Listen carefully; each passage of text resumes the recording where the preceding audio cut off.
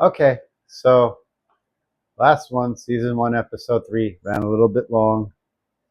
There was one additional thing that I wrote down, and I can't remember what the fuck it was about when I was doing it, and it cut off in the middle of a random diatribe about the doors in Sunnydale High School.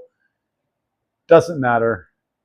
It's just a side thought that I had at one point. Doesn't quite bear out, but most of the time it does.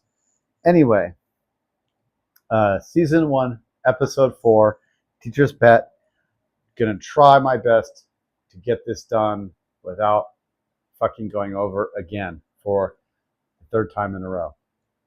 And yes, I know the last one ended like mid thought. Fuck off.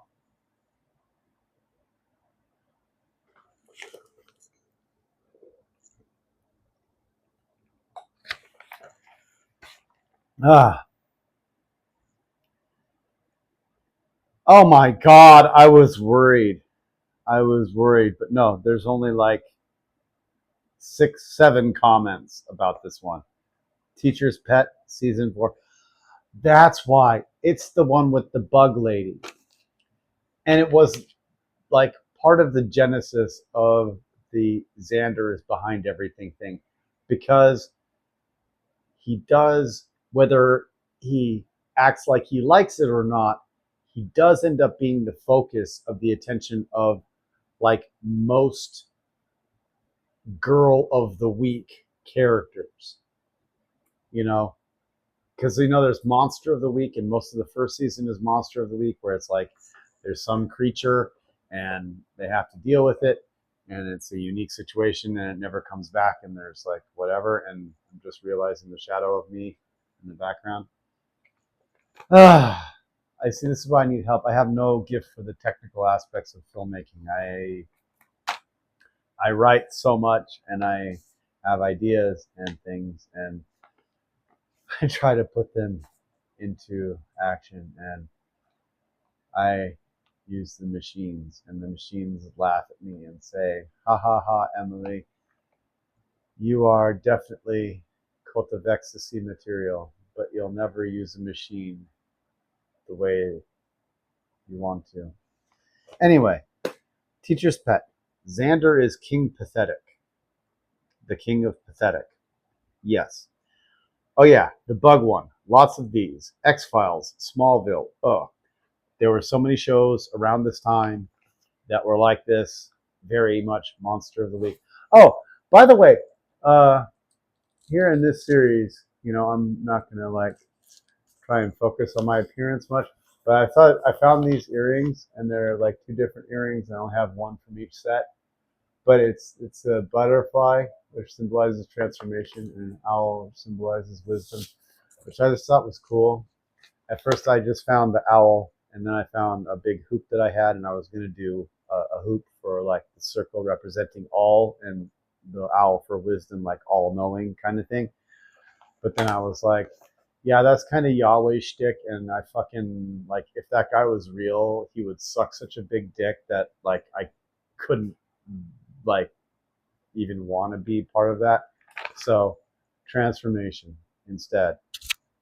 Transformation and wisdom, right?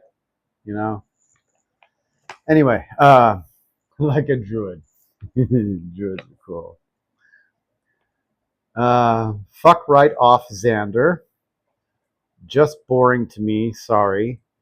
Confused by all the teachers who act like, you're smart, Buffy. She's dedicated to being oblivious. And that extends throughout the entire show, but is appropriate to say about virtually every character in the end.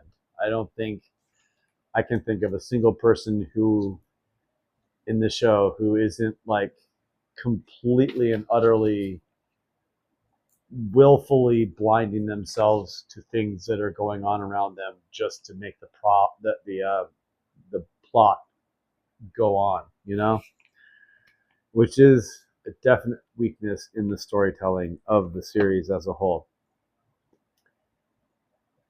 But yeah, the science teacher in the beginning of the episode is like, Buffy, you're so smart. And it's a lot like he should have played it more Bill and Ted, you know. Oh my God, Buffy! I totally never realized what a bright young woman you are, you know. But he plays it serious, and it's just not as funny. Just do a Bill and Ted impersonation that was so awful it probably caused people to unalive. Yes, yes, I did. Initial science teacher guy, the one I was just talking about, he comes off weird. Definitely has a creepy vibe. Uh, and at that point, I said, done with it. Horny Xander and Bugs is bad mojo. And if you haven't seen the rest of the episode, it basically is a teacher at the school who is a giant praying mantis. And it's ill-defined whether she's a demon or some natural mutative life form. It's just she just is, right? I personally have always figured that she was like from like a Pentex laboratory, because I've heard stuff about Pentex trying to make like were cockroaches and stuff like that are like basically like skin dancers, but cockroaches instead of wolves. But I don't know if any of that is canon in World of Darkness stuff, or if it's just, you know, uh, third party content out there on the web.